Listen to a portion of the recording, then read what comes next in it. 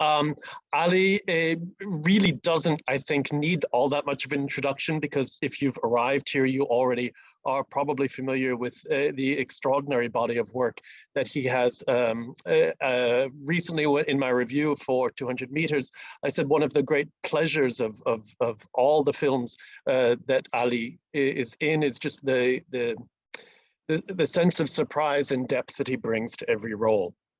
The fact that he makes each character individual and believable and sympathetic in so many ways, a sort of three-dimensionality that began, of course, the film that kind of launched his career was, of course, Paradise Now, Hany Abu Assad. And there's a rather nice coming full circle in a sense at the moment, because if I understand correctly now, Ali, well, first of all, you're working a tremendous amount, even during the pandemic. Not only are you supporting 200 Meters as that moves on to further acclaim, but the film The River in Locarno, but you're also working on several productions, including, if I understand, Hany Abu Assad's new film, Huda's Salon.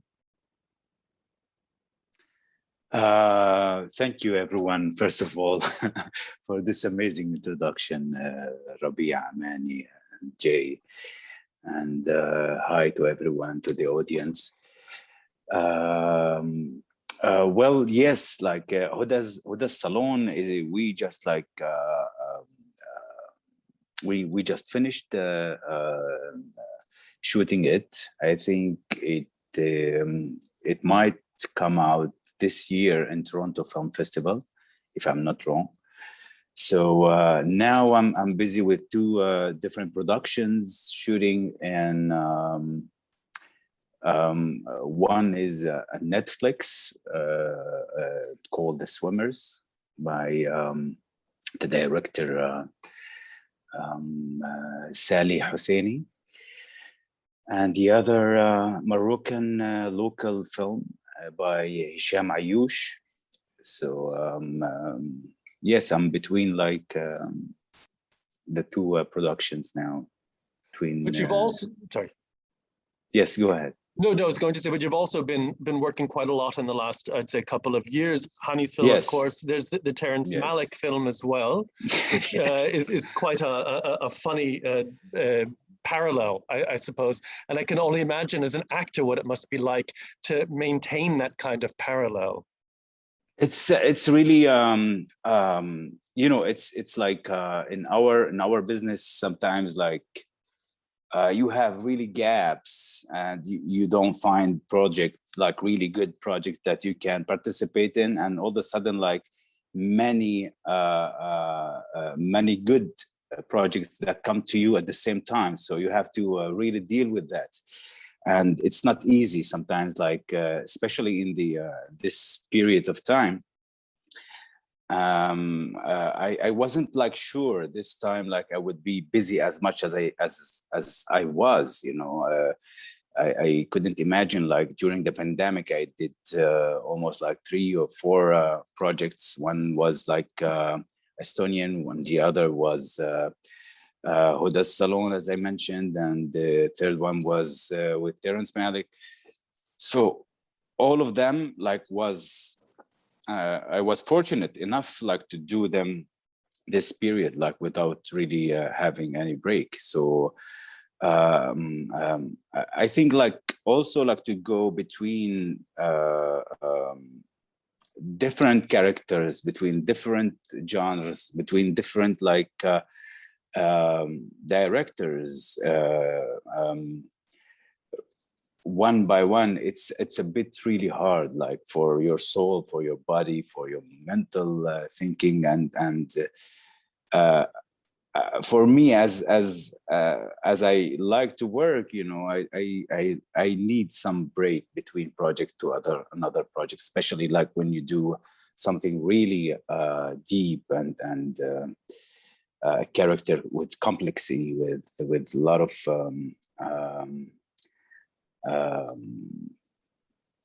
work, physical work or mental work. So you need a break sometimes from project to project. I'd like to delve into that idea a little bit of which goes into the question of technique and craft as an actor and training. Indeed, how do you create those walls, not only between the different characters that you have to essay, that you have to create, but also the walls that you need to create between the character and yourself? Yeah, this is really great question. You know, and in the beginning of my life, you know, I started my career with the theater and analyzing the character and how much you are far away from a character. And sometimes, like, I find myself when I started to the acting, so I have to feel everything and anything. And I started with this in the theater.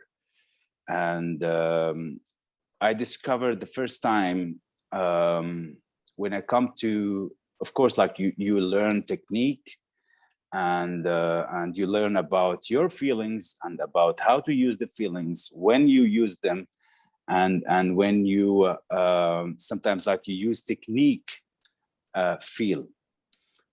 As Laurence Olivier said, like the method of acting is just mathematic. So it's technique, could be sometimes, and sometimes like you need to feel things. But in acting, when you perform in on the stage, when you use your feeling and you have to cry every day, like for hundreds or 150 performances, like you will really damage your feeling and you can't anymore. So you need to use your technique and your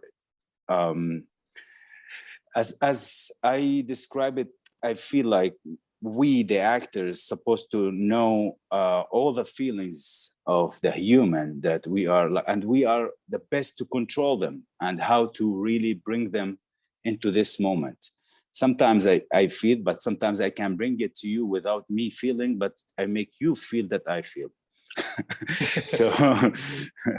so this I start to develop it, especially when I arrived to cinema.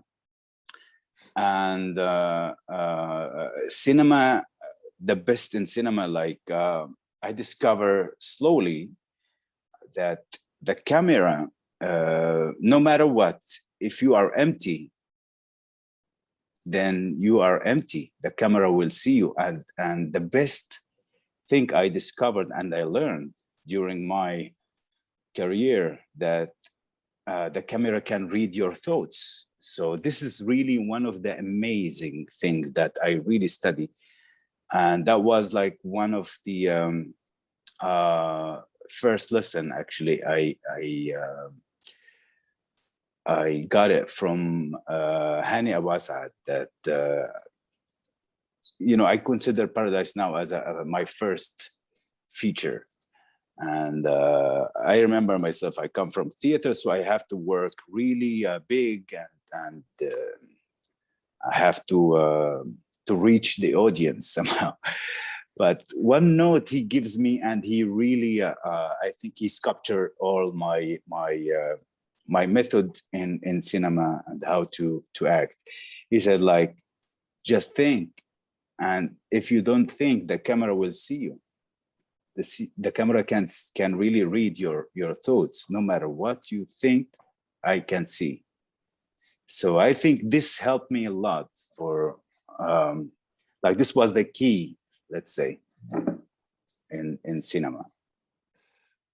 But then that must be something terrifying about being told, but realizing that the camera can read everything.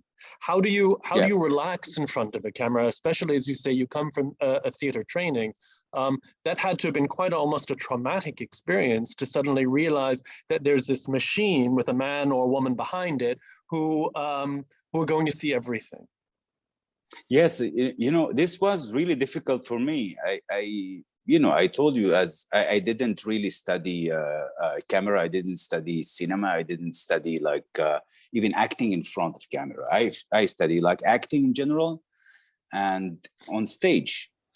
when I come to this machine, as you describe it, that was like really, I felt like there was a wall. And for me, I couldn't really communicate, but with these small details that I start to understand this magical, that I find it really, at the beginning, I couldn't really communicate with the camera, but when I discovered the magic of the camera, it's even like you don't need like to do much with your body to reach, and even like if you are really deeply there, the camera will see that. And this is the magical of the camera, and how much you deep inside with your feeling, and you want us like as an audience to really be touched by your feeling, by what you're gonna do for a moment.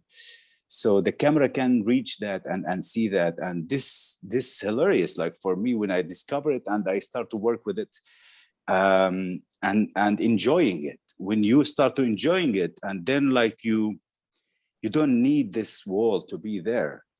And back to your question, sorry, because I felt like I didn't really give you the answer about how I make the walls between me and the characters because I remember myself when I did one of the movies, I did really several roles that really sticks on me somehow, and it affected me hardly because I really give my soul, my mind, my everything to these characters. One of them that was the attack, and the other one, the attack by Ziad Dweri, and the other one was Zinzana by Majid Al-Ansari. Two different genres. Zinzana, for example, like I did a role of psychopath. And this character and the way that we are filmed that film, it's in one room. The room is a prison station, like police station with gray walls and fluorescent. And we shot it in a studio, and the time was really winter. We were going to set 5:30 in the morning. It's still night. You arrive in the gray room and you have to act there. And then you go back 5:30 home, it's night. So for almost like 2 months like this, and add to this like the very unexpected moves with this character. So you need to own these feelings and to make it alive, and no matter how far it is from you, so you have to really accept it. When you accept it, then you let yourself in the shoes of these persons. But during my experience to these characters, especially this character, the last few weeks, I should like put protects again, like in my face, as when he burned himself. So I couldn't really see the camera. I couldn't feel anything next to me. So it was 2 weeks almost shooting like this, covered by a lot of makeup and effects in your face. So that was really hard feeling. And you have to carry and really to calm and to be controlled, and to know when the director is talking to you and you barely can hear him, and you need to guess where the camera is because you see nothing actually. Then after that was really like for me hard. I couldn't really handle it, because you stop like for 3 hours making these makeup, and 3 hours after like some take it off, and I remember like it took me like 2 weeks just to come to myself and to be myself again. That was really not easy to come back like to yourself, but sometimes like you need to make some trainings to really relieve these angers that you contain from the character, or these unexpected moves and unexpected, like he's a killer, psychopath killer, and I never like killed a fly, you know. so I have to believe in his extreme things, so and to contain it. But I have to tell you something, I enjoyed it. I enjoyed it so much. For me as a Ali and my taste of movies, you know, these kind of movies I don't like, but to act on it, it's really therapy for me. But I like how you say it's like therapy for you, and I think, of course, that means that there's a good therapist. And in an earlier interview, you said about the director Majid that he was the captain and you felt safe in his boat, which I thought was a beautiful way of putting your experience of making that film. So I'm wondering, what are the characteristics of a director that make you feel safe? Well, you know, sometimes like, you know, I was really lucky enough to work with enough directors around the world, and with new directors to really big names of directors. So each one of them has his way, and I really was lucky to work with them and to see that they are really captains and you really trust. And for me, you know, director always like he's the captain of the ship, and sometimes like I would love to put my odd on things, you know, and to discover things or to add my opinion. And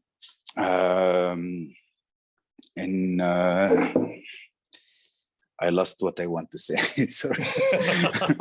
Talking about the relationship with the director and there being the captain, and you said also there are times when you want to, let's say, talk to the captain, shall we say?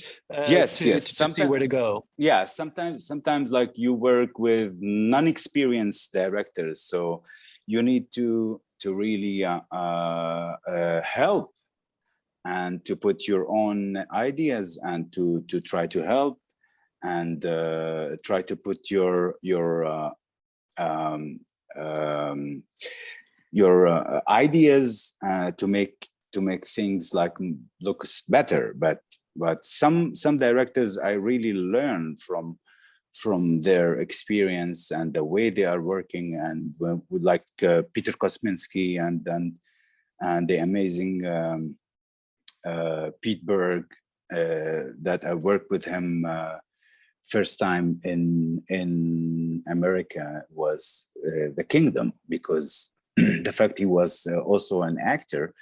So the work with him absolutely was joy, and you know, it's really sometimes like when you work with directors, just like they like to make whatever they want in mind, and I prefer like to find language with the directors like Pete Berg, Ghassan, Salhab, and Peter Kosminski. You know, in Peter Kosminski, for example, I learn about myself from his point of view. When we make the mini-series, The Promise, and then I participate with him in another TV series called The States later on. So this man with a lot of knowledge and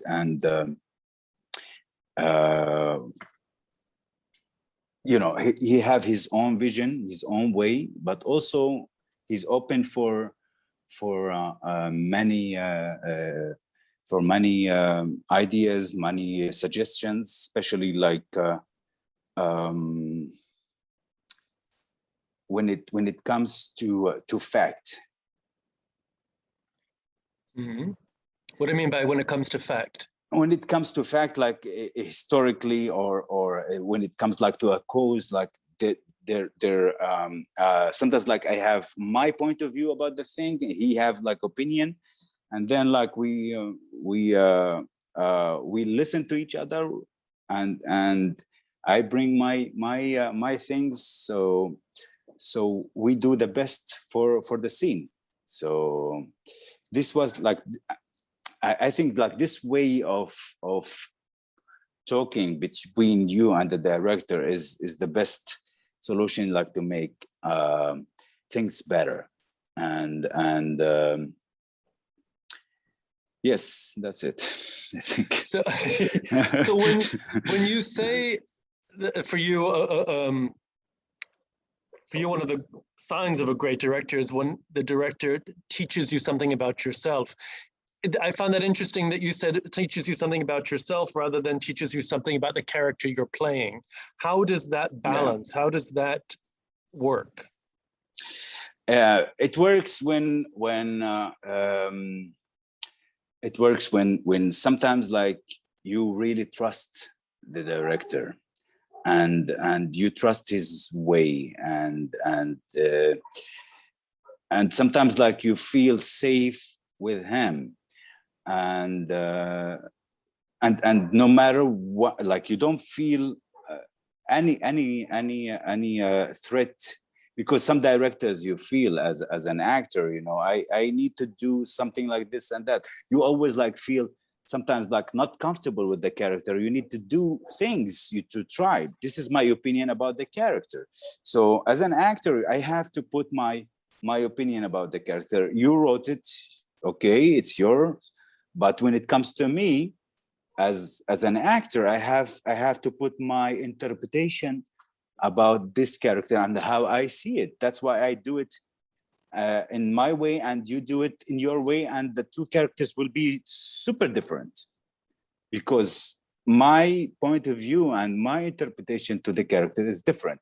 So sometimes when you face directors that don't accept your interpretation, so you feel like, okay, I'm locked, and I'm just like an object, and I don't like to be an object because I'm not an object.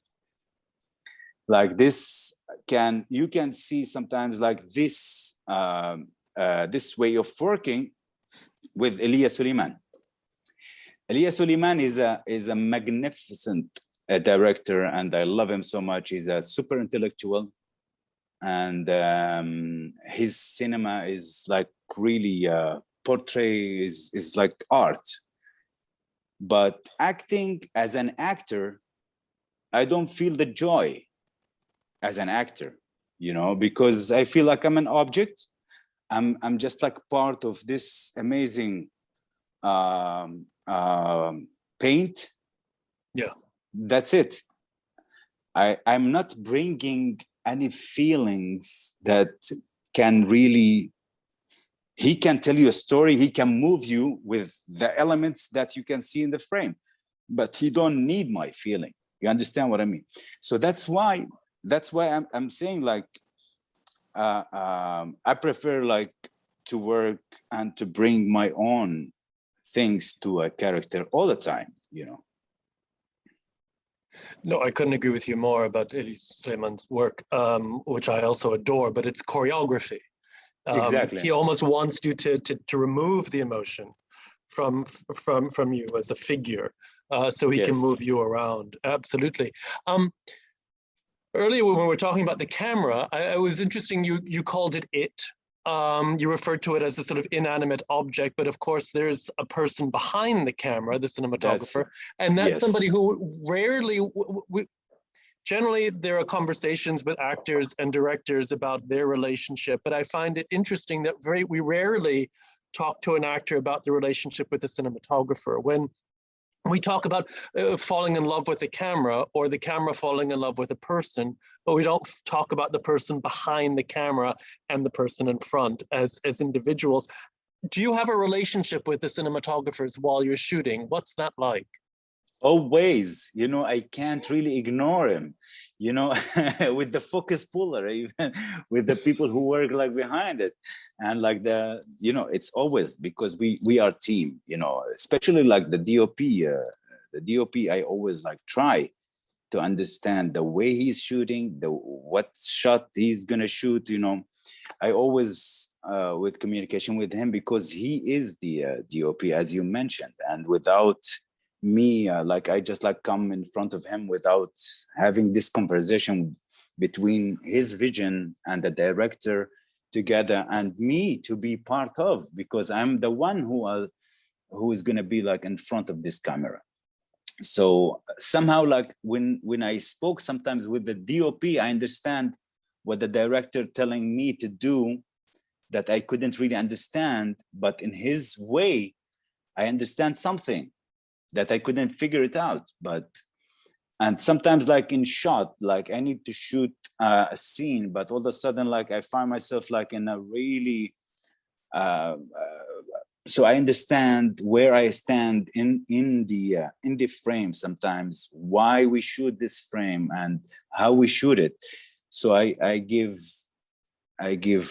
better feeling or better emotions for this angle, then that angle, then wide angle. So always I need his eye and his opinion about things. So always we are communicating, not all the time, sometimes when you work in sets with 5 camera operators and the DOP, you barely find him he's really in the camera village, and so you interact with the operators, so the way they are shooting. So always you need this communication, especially with cinema, because it's each department, it's part of this puzzle. Without really communicating and to be synchronized and to be matched to each other, then something will be wrong, I think. Mm. Which leads nicely, the idea of sort of 5 cameramen all over the place in huge productions. This leads nicely into the next section that I'd like to talk about, is that you work quite a lot with productions from all over the world. When you're sent roles from outside the MENA region, do you have a different set of criteria that you use to decide whether to accept the role or whether to reject it? Always. Actually, I reject more than I accept. I should hope so.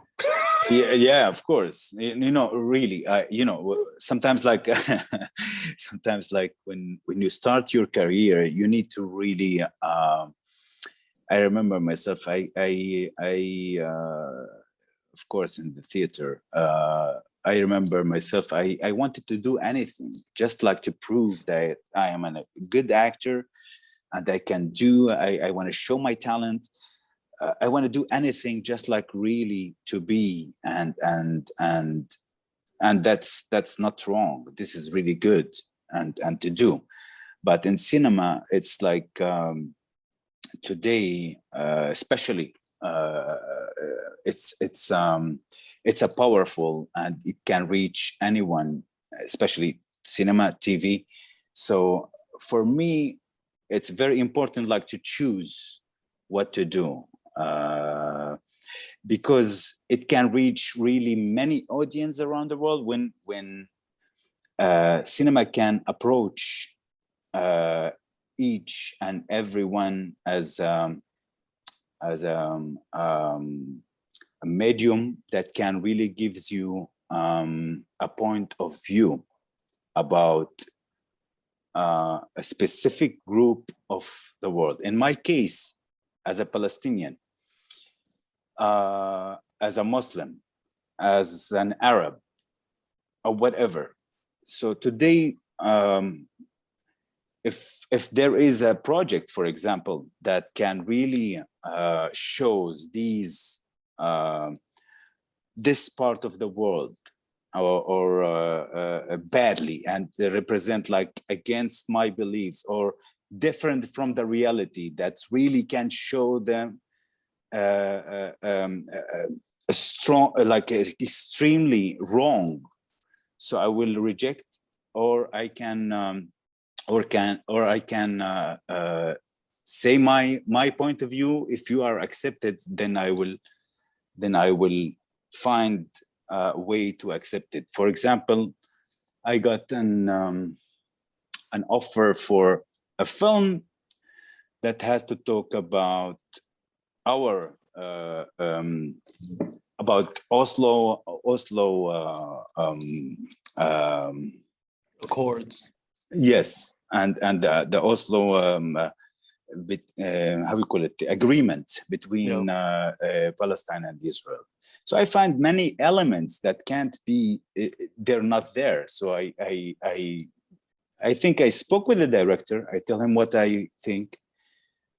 And I said, like, if you are willing to change these things, I have no problem with it. But, you know. They weren't willing to change. No, of course. Yeah. So because this is really something, you know, when you do some really a fiction that's related to something not really exist, then you bring like something related to history, then you have to really stick to it. I know it's not a documentary, but it's based on truth. But I can't really accept things that can really interpretate wrongly to the others. Today, especially, that we are really need any medium that can really correct the people, to correct their minds, to open their minds to the other and to see them differently, not as a monsters as they were for long time, decades, see us as a I don't know, as a monster, as a, you know, as a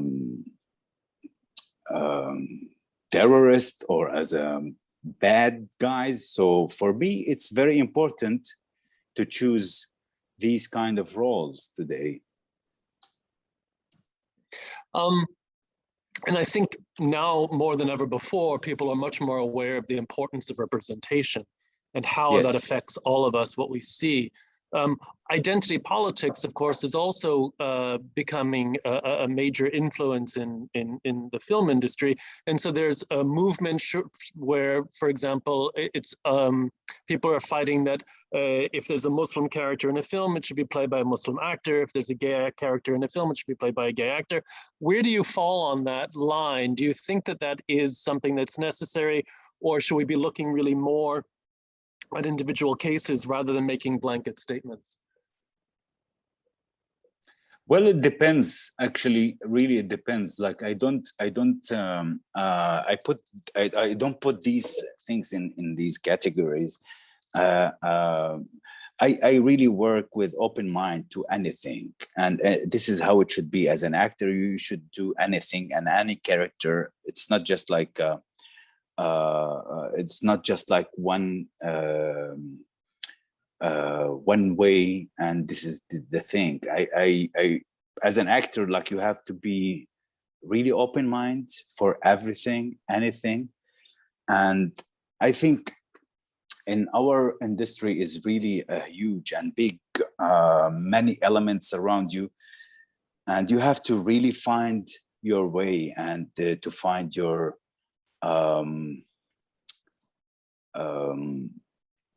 you know, your style, let's say. Okay. In general, we have like today in the cinema, I see today, for example, many female directors, like they start like to find themselves in the cinema, and they start to find their way to direct, which before like really couldn't really find themselves. And many Black guys, they start to find their ways and without being discriminated by the big extreme society that they try to discriminate them. And I see slowly like many films that comes from our region, like Syria and Palestine, Lebanon, to in Tunisia, in Morocco. So today I feel that the people started to open their eyes about us, because this is now how you call it, like this is our time, I think, and we have to take this opportunity and to show the others that we have something really good. I think I work with one of the actors, and she was Black, and I told her, like, this is our opportunity as a Black people. I consider myself as a Black. This is our opportunity, like, to show the others what we are and what we can do. You've said in the past that after Paradise Now, you suddenly received piles of scripts where they were asking you to play the exact same character over and over again. And because of that, you really didn't go back to cinema for a bit, because it was constantly the same stereotyped role. Exactly. And now you're in a position as a major name in the international film world to carve out a path for yourself rather than one that's dictated by let's say the fashion or prejudice. But how, even then you still have to fight it. As you say, you still reject a lot of scripts that present an Arab or a Muslim character in a way that you're not comfortable with. How, one of the people in the audience just now has asked, how, as a younger person starting out, how can you fight that? How do you stand tall, shall we say, and combat that prejudice when you're just beginning your career?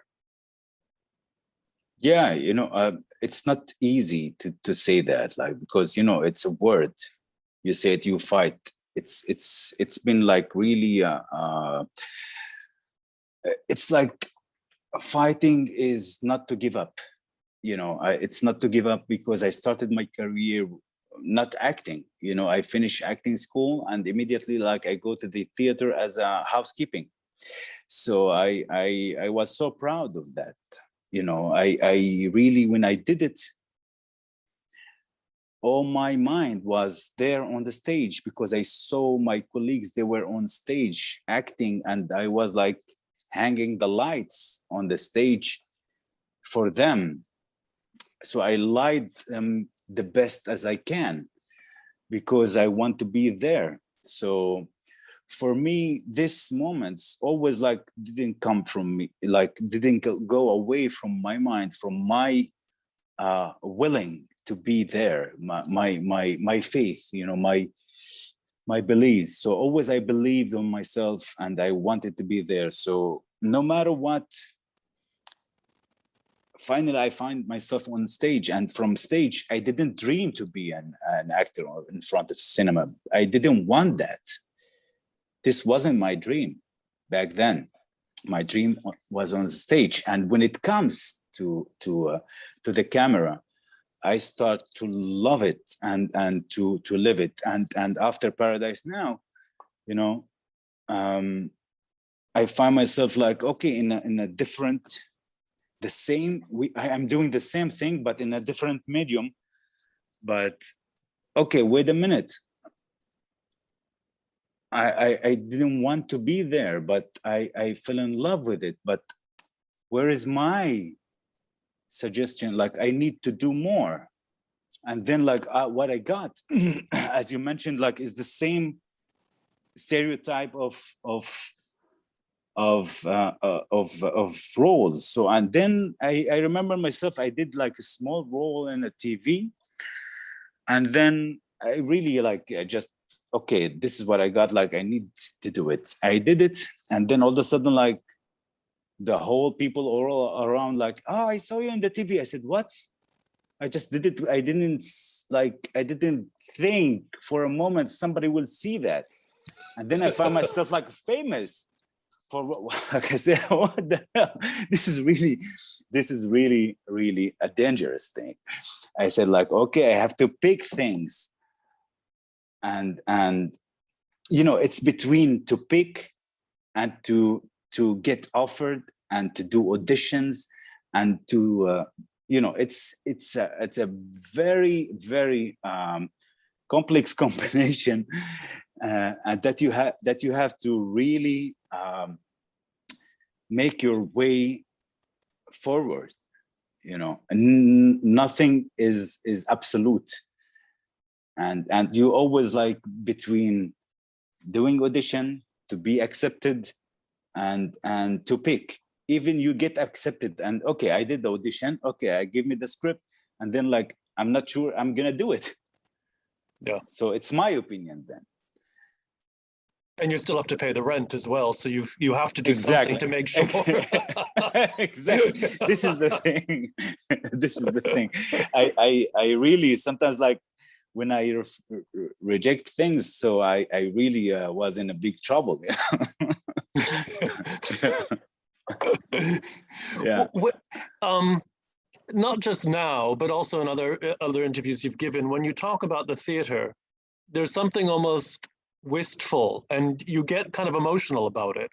It's clear Yes. that your ties to the theater remain very, very strong. And I'd like you to address that a little bit. How does theater challenge you in ways that cinema doesn't? And where does that love for being on stage comes from? What does it give you? Yes, this, like always, I have really missing. Now I miss the stage. I'm not doing the stage anymore. That's why I'm talking about the stage so much, like in with a lot of emotions, because I'm not doing it anymore. So the stage is the best for me, because first of all, when you on stage is to be or not to be.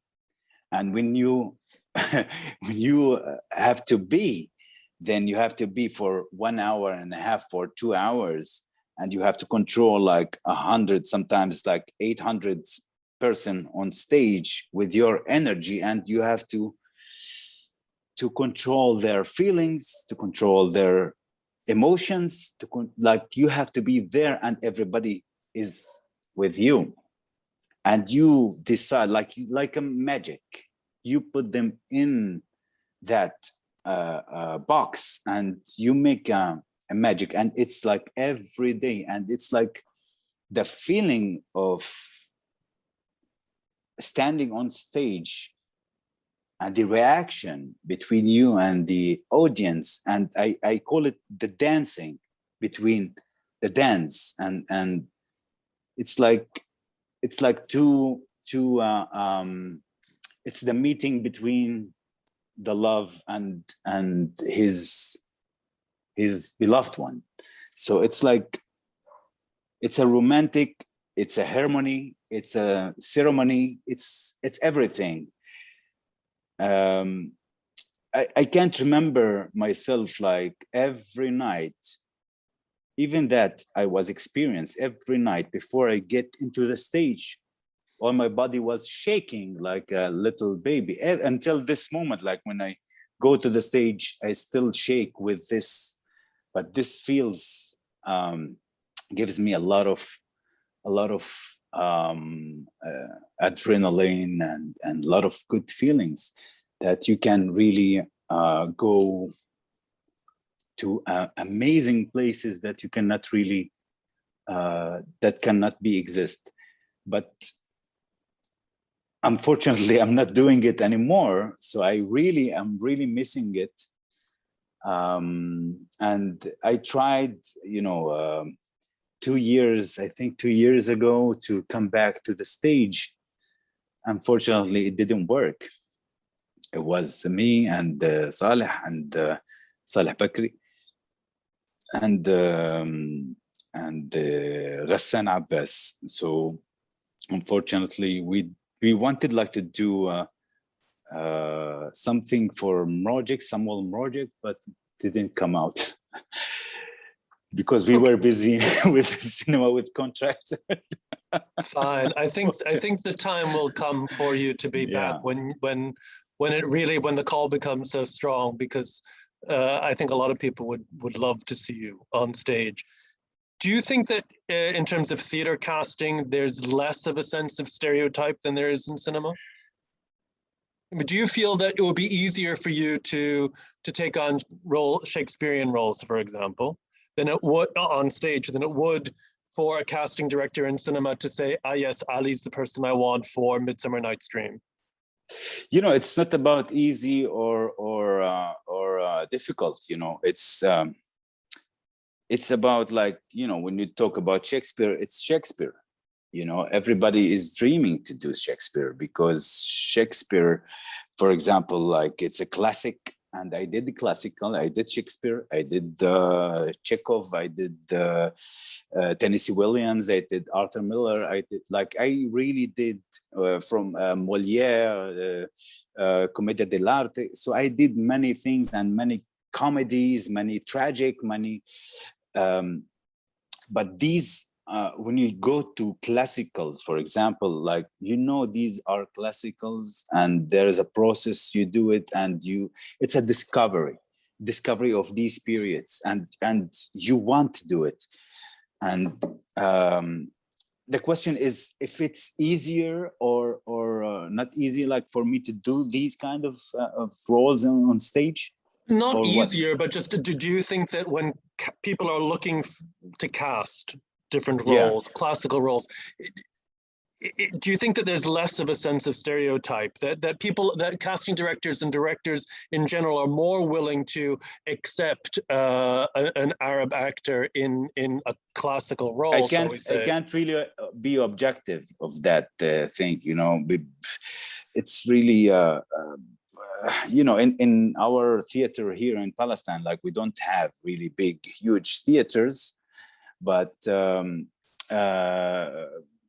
you know, when we do classicals, and when we do new, like, I did only one I think theater, one play called I'm Yusuf and This Is My Brother, and the cat should come out. Okay. Sorry. Okay. And we it was like a co-production between the Young Vic Theater and our small theater, Talitiki. Sorry, Talitiki. Come on. Sorry, guys. That's fine. Yeah. Come on. Okay. Sorry. So it was in the Young Vic Theater, 2010, and that was like also I lost my mind now with a cat, you know. So, you were talking about Yusuf and his brother. Yes, this was like we make it, we wrote it, like, it was original play, and we performed for almost like 2 weeks in the Young Vic Theater, and that was like really amazing because we translated to English, and we did it in English. Part was in Arab and part was in English subtitles. But I didn't feel in general like that problem of casting you as an Arab or you know, as I said, like, me myself, like, I don't have problem with that. Me myself, you know. I didn't face it. Okay, good, very good. We've got a number of really terrific questions in chat from the audience. So I'm going to try to go through as many as we can right now. And there's a very interesting one about asking about producers, Arab producers in general. And the writer is saying that in general, a lot of Arab producers don't have enough, shall we say, cachet on the international scene. And because of that, the films themselves aren't seen enough. And is there a way that can be, how can that be changed so that Arab producers are able to connect more with, let's say, the financing people in order to get their productions seen on a larger scale? Well, this question for producers actually, and really, no, I try, even like I'm trying really, because we don't have we really have, we need producers, we need some like institutions to fund our productions. We do have some here and some there, but it's not enough, as you really know, and all of you, of course.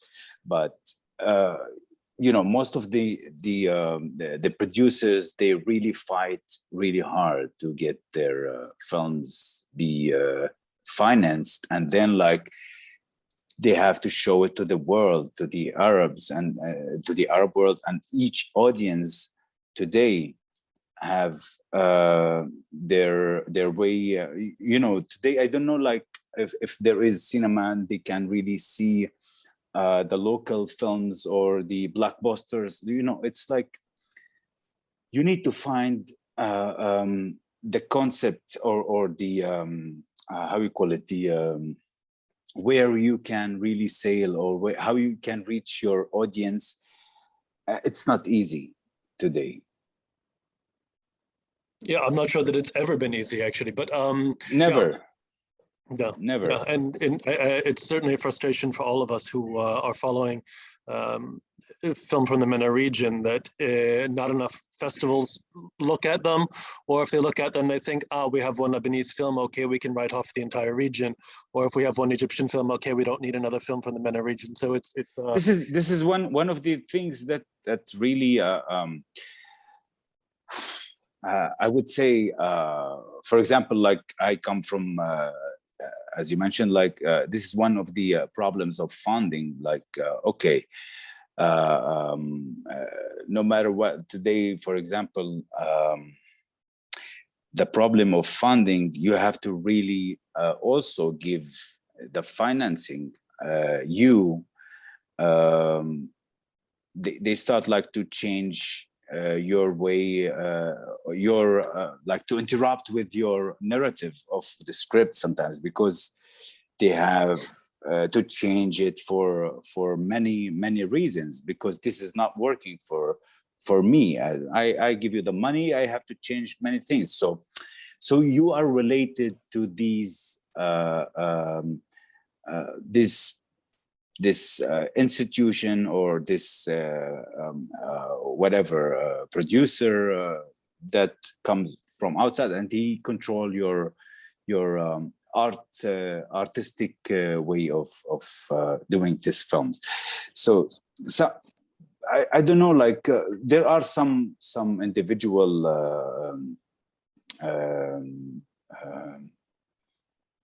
producers from the Arab world, like Mohammed Hafzi and Rula Nasser, and that they are really few, that they can really do unique projects by themselves without really interrupting the interruption of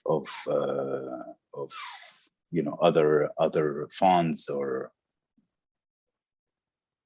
Yeah, no, absolutely.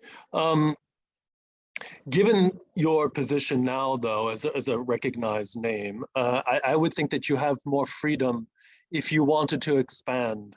And in fact, we have a question from Tagrid Al-Sanhouri, whether you've considered directing. And if so, what would that experience, do you think, be for you to shift from acting to directing or writing as well? I wish to write. This is my problem. You know, if I have this talent, I think tomorrow I will direct immediately, but this is my problem. But thank God, like you don't have to be good at everything. But why is it a problem that you want to write? I tried, and I'm not talented to write. You know, to write script or to write. So I'm not fighting it because this is not my field. You know. It's not my field, so at least like to find some good writers. But I find myself maybe, and you know, I say it in the past. I want to do that, to direct, and but I need to find the time to really. I have so many ideas and so many researches that I make, and that many subjects that really interests me, that I'm start to talk with many friends of mine, and that they are producers and they are directors and they are writers. So I need to find the moment really to sit and to make this collaboration together and to make things to really because I wanted so much to do it, but thank God that I'm busy with acting now. But I need this space, like, to really or decision. Maybe it could be decision like, okay, this time I have to stop with acting, but I need to go for this because I think I have some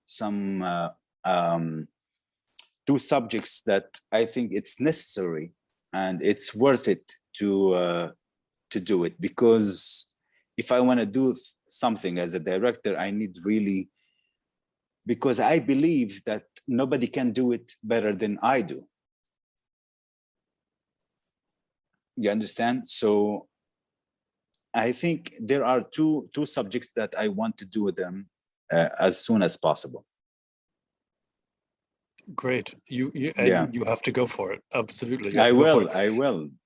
I hopefully like to be this is really, it's a risky. I never direct, and it's like it would be gambling. So I wish, like, but I feel I have this talent because I feel I understand the camera, I understand all the crew, how it works, all the puzzle that.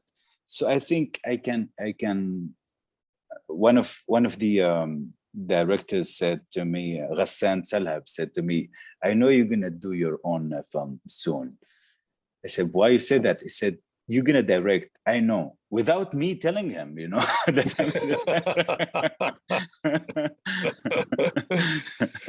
I mean, it's interesting you say it's risky, but acting is risky as well. Every time you get on stage, every time you're in front of a camera, there's risk there too. So absolutely, but you know, this is my field. You know, if I fail, if I success, doesn't matter. But I know where I fail, where I really success, where, you know, it's up and down, of course. But this is my field, man. This is my field, acting.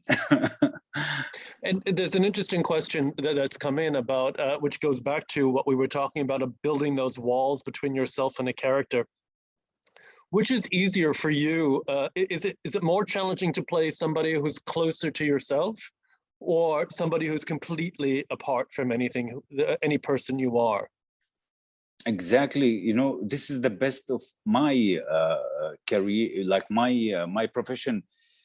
So I'm lucky enough, you know, with this short life to live so many characters, different situations. So I prefer, of course, like as much as far from my character to live and to try something else, because I really, truly try something else and I feel something else. So when I do something like really close to me, it's boring. Okay. Because this is who I am, and you know, my work is like to dig and to discover something else, and this is the joy of me doing another character, not just like to bring things to me. You know, there are so many actors today. You know, it's been a long time, not today, but they are big names. So no matter what they're doing, so every and each character, it's like the character comes because I know this actor is doing this. So I don't see any work of acting, of character, of, you know, something different from the character that he did in the previous film. Or so I think the joy of doing character so far from you, so different from you, this is a joy, and this is your work, I think. Bringing that then directly back to something that's of course playing in SAFAR, which is 200 meters, how close would you say, or how distant, maybe that's the better question now, how distant is that character from you? Super. Like if I wear this guy, like I can't live this, and he really, I think with this character of Mustafa, I learned from him. He's really calm, and he's really he's better than I. He's better than me to deal with these kind of situations. I couldn't really stop myself. Like if I were away from my children, I will like no way. Like I will fight, and I will, like, he accept things because this is his. I learn from him about me. You understand? So he's been living this for not 1 year, 2 years, and many years, and he's separating from his wife. This is his life every day. This guy is just like going to work, and this one of the things I also I chose many choices for Mustafa to be calm and to be like interior more. One of them was Ameen Nayfeh, the director.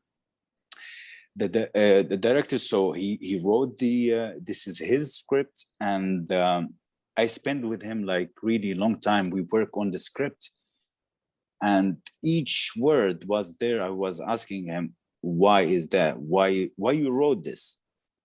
You know, and sometimes like I try to provocate him, but this guy, he tell me tragedy of his life because it's based on true story, and he was calm like a teddy bear. I took something from him to this character without him knowing, you know, but I took this calm.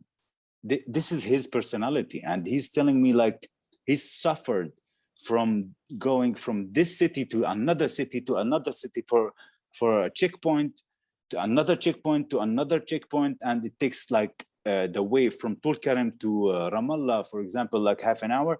So it took him like 3 hours because of these things, and you see him like calm and nothing happened, but inside I'm sure like many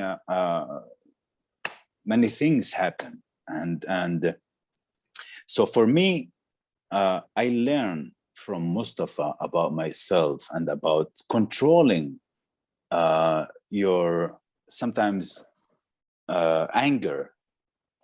So he's really full of anger, but he's accepting and not accepting, but this is the reality. This is how he lived. Like he cannot really change the world by clapping all of a sudden, like the wall is not there, and then like clapping and he's back to his life. and to his wife, to his kids. So it's not working like that. This reality, this is how he lives. So he have to go, and this is like the routine of his life. So when you get to this routine, it's different from you face it for the first time. When first time, like you go and to see this situation, I think the reaction will be super extreme. But when you live this every day, so it becomes like your routine life. So, and then like he's more calm and like, okay, you are. So the personal change, so the whole reactions changed toward his wife, toward his mom, toward his kids. The way he's dealing with obstacles, it's different than I do. And yet, from what I understand, you also brought more humor to the character than was originally in the script. Is that true? You know, I was, you know, because of the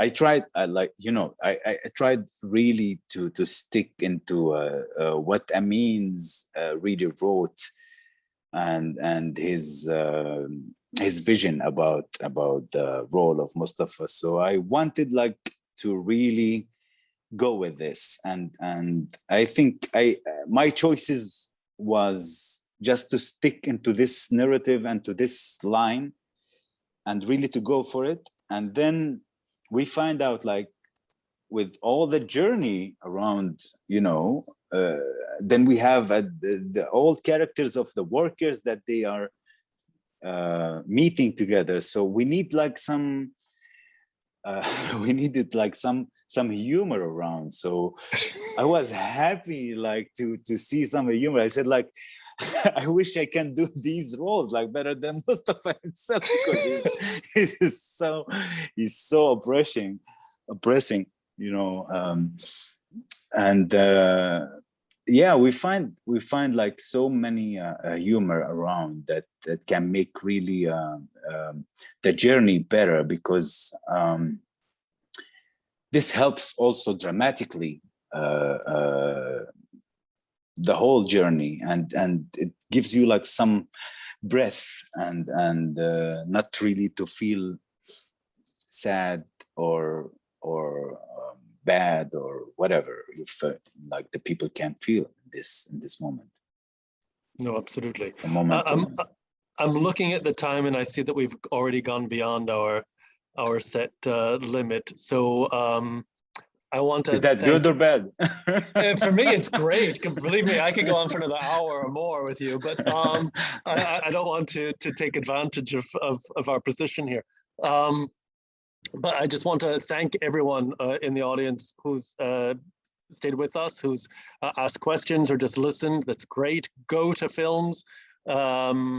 Challenge yourselves with things that you don't expect. And Ali, it's great to talk with you, and wishing you all the best for the projects that are to come in Istanbul and elsewhere, and see you soon, I should hope. Thank you, Jay. It was really pleasure to be with you guys, Rabia and Amani, and everyone who joined us. Thank you so much.